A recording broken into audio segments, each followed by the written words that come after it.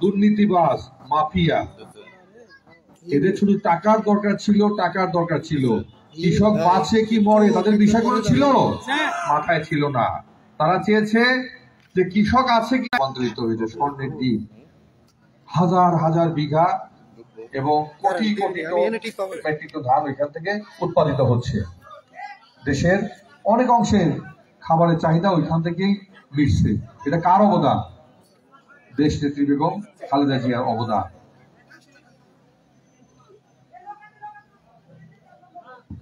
এবং বাংলাদেশের সকল পর্যায়ে কৃষকরা যেন, বাংলাদেশের সকল পর্যায়ে সকল ব্যক্তি যেন ফলমূল খেতে পারে। এবং মশলা জাতীয়, আমরা মশলা সবচেয়ে বেশি ইম্পোর্ট করি, যার মাধ্যমে অনেক টাকা আমাদের বিদেশে চলে যাচ্ছে। বেগম খালেদা জিয়ার চিন্তা ছিল আমরা যদি মশলা জাতীয় পণ্য উৎপাদন করি, কৃষক যদি মশলা জাতীয় পণ্য উৎপাদন করে যাবে না। তারই ধারাবাহিকতায় উনি প্রথম কৃষকদের উদ্বুদ্ধ করলেন মশলা উৎপাদন করতে হবে। এই মশলা জাতীয় পণ্য উৎপাদনের প্রথম উদ্ভাবক কে? দেশ নেত্রী বেগম খালেদা জিয়া। আরো অনেক কিছু অবদান রেখেছেন, আমরা ওদের সময়ের অভাবে আর ব্যাখ্যা দিতে পারছি না। এরপরে আপনারা এখন কেমন আছেন? 16 বছর ভালো ছিলেন?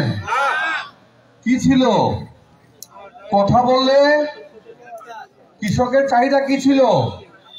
ভালো সার, ভালো বীজ, সময় মতো সেচের জন্য জ্বালানি, ডিজেল দরকার ছিল এবং বিদ্যুৎ দরকার ছিল।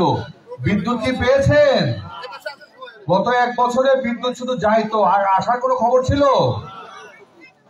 অথচ বিদ্যুৎ খাত থেকে তারা বলেছে যে বিদ্যুতে ঢাকায় করে বাড়ি বাড়ি বিক্রি করা হবে। করতে পেরেছে? বিদ্যুৎ খাতে লুটপাট হয়েছিল না? কোথায় লুটপাট করেছে? আপনারা ইতিমধ্যে কয়েকদিন যাবৎ খবরে দেখছেন, 2টা বড় স্তম্ভ ছিল। এই দেশের লুটপাটের টাকা, এই কৃষকের ডিজেলের টাকা, এই কৃষকের সারের টাকা, দেশ নেত্রী বেগম খালেদা জিয়ার 25 বিঘা পর্যন্ত খাজনা মওকুফের টাকা, এই কৃষকের ভাগ্য লুটপাট করে তারা পাঠিয়েছিল ইংল্যান্ডের নির্বাচন করতে। করেছিল না?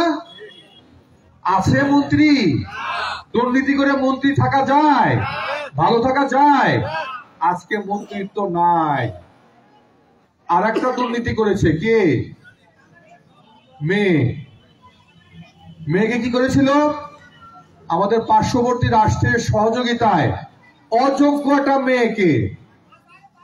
অযোগ্য একটা মানুষকে বিশ্বের দরবারে হাসি খোরাকের তামাশা বানিয়ে তাকে দায়িত্ব দিয়েছিল বিশ্ব স্বাস্থ্য সংস্থার একটা পদে তাকে প্রদান করেছে। তার পোস্টিং হয়েছে ইন্ডিয়াতে। থাকতে পারবে? কোথায় যাবে? তার বিরুদ্ধে দুর্নীতি দমন কমিশন অভিযান শুরু করেছে। দুর্নীতি করে ভালো থাকা যায়? ভালো থাকা যায় না। এই দেশের দুর্নীতি করে এই দেশে কেউই ভালো ছিল না। আপনারা ইতিমধ্যে লক্ষ্য করেছেন, আমরা বিগত 16.5 বছর কি দেখেছি? বিগত 16.5 বছর এই আওয়ামী লীগের এই লুটেরা, এই জঙ্গি, এই সন্ত্রাসী এমপি মন্ত্রীরা যখনই স্টেজে গিয়েছে, এমনকি সাবেক বাচাল লুটেরা প্রধানমন্ত্রী, উনি বলছে জঙ্গি করে মাথা ফাটিয়েছেন। ওনার চেয়ে বড় জঙ্গি আছে বাংলাদেশে? ছিল? ওনার চেয়ে বড় জঙ্গি, ওনার চেয়ে বড় মাফিয়া, ওনার চেয়ে বড় লুটেরা, ওনার চেয়ে বড় দুর্নীতিবাজ আর এই বাংলাদেশে ছিল না, কোনদিন সৃষ্টিও হবে না। উনি স্টেজে গিয়ে কি বলতেন? মানুষের দৃষ্টি আকর্ষণ করতেন, জিয়া ফ্যামিলি দুর্নীতি করেছে। একটা বিচার করতে পেরেছে? জিয়া ফ্যামিলি দুর্নীতিবাজ না। শহীদ প্রেসিডেন্ট শিখিয়ে গেছেন জিয়া ফ্যামিলি দেশ গড়তে। সুতরাং জিয়া ফ্যামিলি যতবার ক্ষমতা আসছে দেশ গড়েছে, দুর্নীতি করে নাই।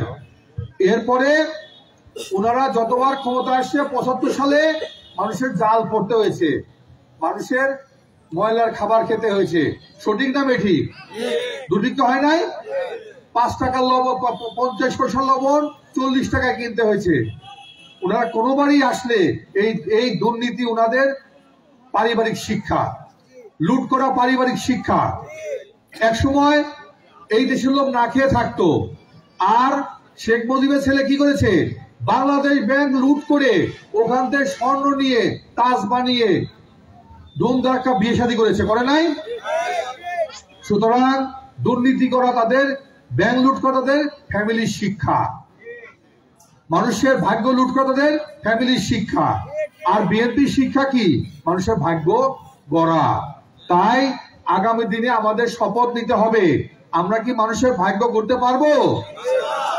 এরই ধারাবাহিকতায় দেশনায়ক তারেক রহমানের আগামী দিনে আপনাদের প্রতি কি মেসেজ, উনি কৃষি ক্ষেত্রে কি করতে চান, উনি কৃষককে কিভাবে কৃষির মাধ্যমে এই দেশকে স্বয়ংসম্পূর্ণ করতে চান, তার দু একটি মেসেজ করে আমি আজকে এখানে উনার মেসেজ বা উনার আপনাদের প্রতি নির্দেশনা আমি শেষ করব।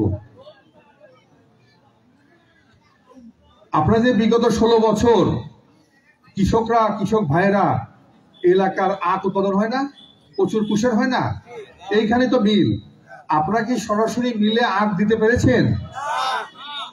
কার কাছে যেতে হয়েছিল? যদিও মিল খোলা থাকতো, কার কাছে যেতে হয়েছে? সিন্ডিকেট বিএনপি করেছে?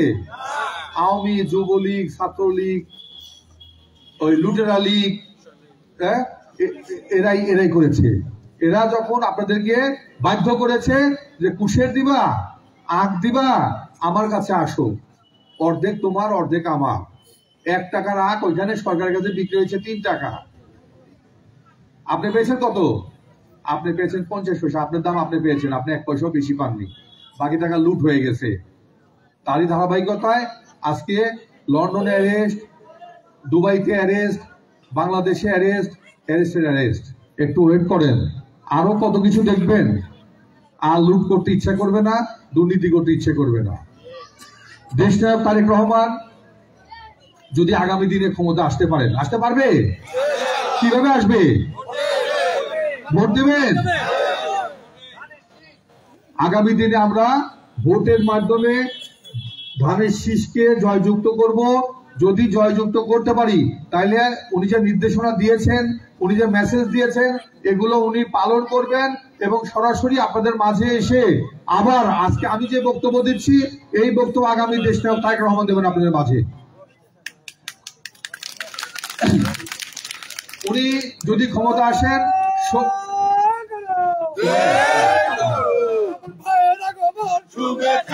আগামী দিনে যদি উনি ক্ষমতা আসেন, উনি শস্য বীমা চালু করবেন। আপনারা শস্য বীমা বোঝেন? আমরা কৃষক, শস্য বীমা তো বুঝি না। বীমা অর্থ হইল আমাদের বিভিন্ন সময় অতিবৃষ্টি হয়, কখনো বৃষ্টিহীন, কখনো আমাদের প্রচুর তাপমাত্রা বৃষ্টি নাই, আবার কখনো বন্যা হয়ে পুরা ভাসায় নিয়ে যাচ্ছে। এতে কৃষক কি ক্ষতিগ্রস্ত হয়? কৃষক যেন নিঃস্ব না হয়, কৃষক যেন ক্ষতিগ্রস্ত না হয়, নাম মাত্রে অথবা বিনামূল্যে একটা পলিসি চালু করা হবে বীমা কোম্পানির মাধ্যমে। নাম শুনেছেন? বীমা কোম্পানির মাধ্যমে পলিসি চালু করা হবে। যদি আমার কৃষক ভাই ক্ষতিগ্রস্ত হয়, তার সমস্ত ক্ষতিপূরণ, ওই সিজনে কি পরিমাণ উৎপাদন হতো, কৃষক ভাই কি পরিমাণ ক্ষতির সম্মুখীন হয়েছে, তা যাচাই বাছাই করে সমস্ত ক্ষতির পূরণ দেবে বীমা কোম্পানি রাষ্ট্রীয়ভাবে। কৃষক কি আর ক্ষতিগ্রস্ত হবে? কৃষক কি উন্নয়ন হবে? কৃষকের যদি উন্নয়ন হয়, দেশ উন্নয়ন হবে। শহীদ প্রেসিডেন্ট জিয়াউর রহমান আমলে আমাদের পাবনাতে অনেক খাল খনন হয়েছিল, পরবর্তীতে চালু আছে। এই খালগুলো উনি পুনরায় ক্ষমতা আসলে এই প্রত্যেকটা খাল সংস্কার করবেন। সংস্কার কার্যক্রম শেষ হলে উনি নতুন করে খাল খনন শুরু করবেন। এতে কি লাভ হবে? এতে লাভ হবে ওই খালের মধ্যে যে পানি থাকবে, পানিতে যে মাছ হবে, ওই এলাকায় কি মাছের আর কোনো সংকট থাকবে? ওই দুই পাশে, খালের দুই পাশে যে পরিমাণ গাছগাছরা হবে, ফলমূল হবে, ওতে ওই এলাকার ফলের কোনো সমস্যা থাকবে? তাইলে বিএনপি এই জন্য আপনাদের স্লোগান দেন গড়ো গড়ো দেশ গড়ো, বিএনপির স্লোগান হলো দেশ গড়া।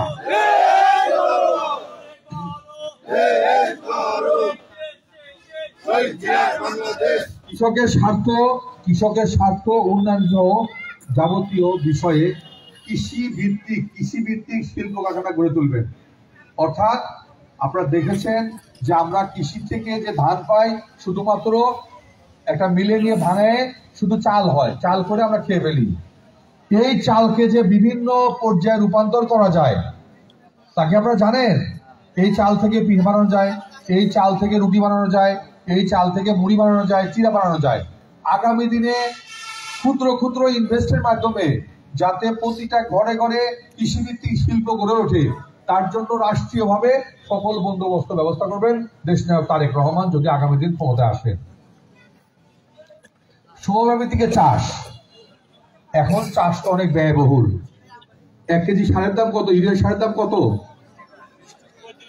35 টাকা। অন্যান্য সার কত করে? তো এখন আপনার জায়গা যদি আধা বিঘা হয়, 1 বিঘা হয়, আপনার পক্ষে কি এই চাষ করা সম্ভব হবে? আগামী দিনে সমবায় ভিত্তিতে যাদের আধা বিঘা 1 বিঘা জায়গা আছে, এদেরকে সমবায়ের মাধ্যমে সমবায় করে একত্রে 5 জন 10 জন চাষিকে একত্রে করে চাষের ব্যবস্থা করবেন, যাতে করে এই চাষও একত্রে হয় এবং চাষের যাতে খরচও সমন্বিত হয়ে চাষের উৎপাদন খরচ যেন কমে আসে। বিনা সুদে অথবা স্বল্প সুদে কৃষকদের মাধ্যমে ঋণ বিতরণের মাধ্যমে কৃষকদের স্বাবলম্বী করা যায়, উনি সেই ব্যবস্থা গ্রহণ করবেন। আমাদের এলাকায় পেঁয়াজের এলাকা, কোন এলাকায় টমেটোর এলাকা। যখন সিজনে প্রচুর পেঁয়াজ এবং টমেটো হয়, অফ সিজনে কি দাম বেড়ে যায় না?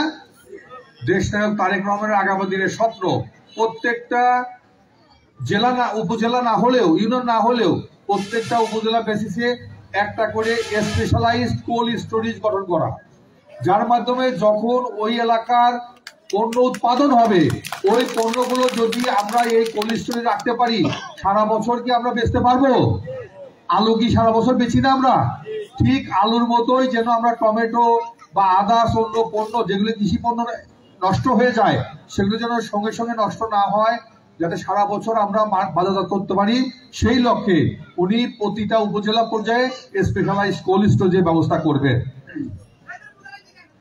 পারিবারিক কৃষি কর্মসূচি চালু করবেন।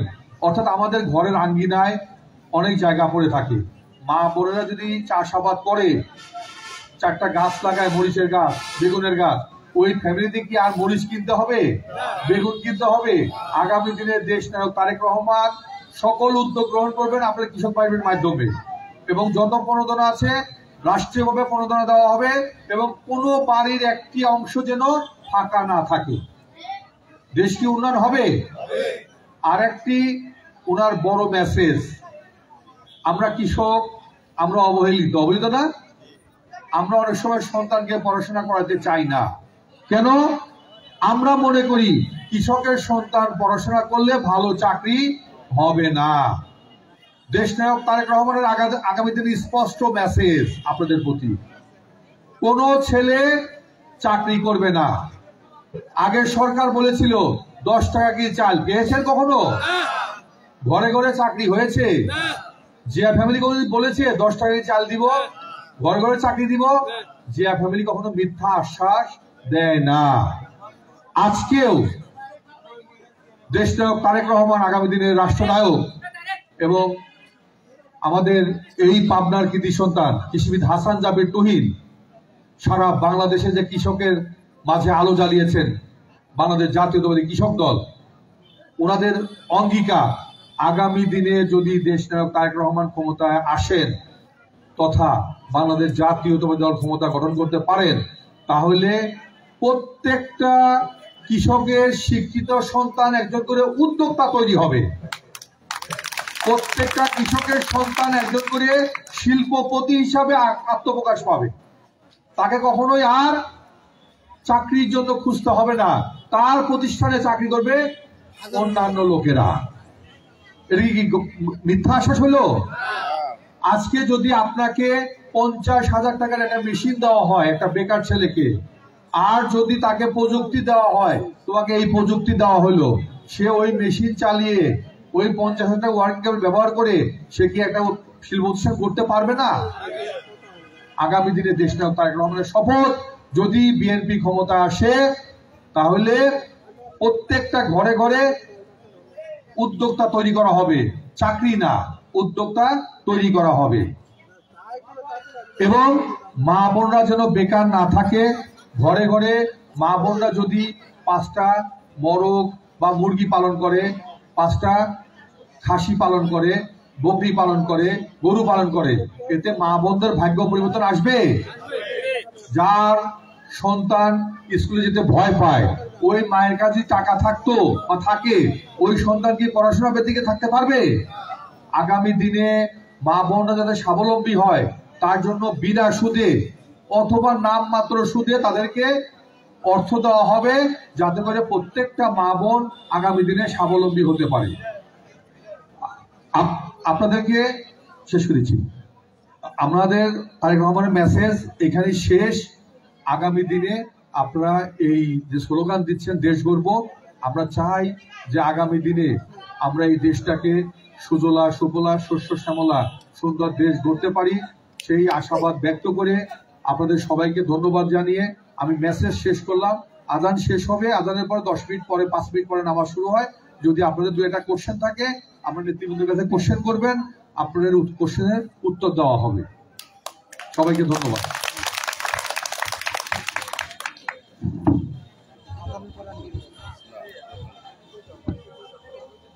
একটু দেখে 15 মিনিটের জন্য বিরতি।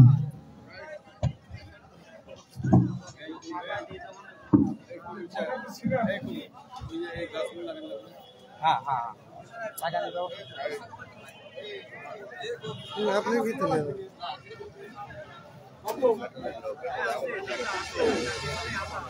ওই ওইটা আপনি বেটা